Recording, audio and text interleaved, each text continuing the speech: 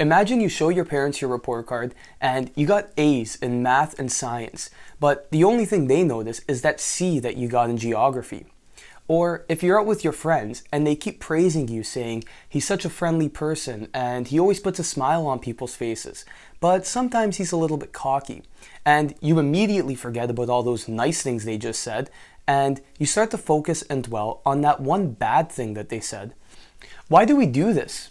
According to psychologist Roy Baumeister, this is because of our negativity bias, which assumes that we have a greater sensitivity to negative information than to positive information. From an evolutionary perspective, this makes sense. Negative information reflects features of the external world which can threaten our well-being. Because of this, it's important that we're sensitive to this stimuli and we're able to respond to it quickly. Take a caveman, for example, who's out one day looking for food and hears noises and rumbling coming from the bushes that he's about to collect from. He could go and collect the food anyway, but his survival instincts kick in and the negativity bias says this might potentially be a real threat, and so he runs away. In a worst case scenario, this may very well have saved his life.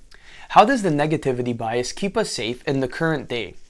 Well, researchers have found that we are much more likely to detect and recognize threatening facial features over happy or neutral ones.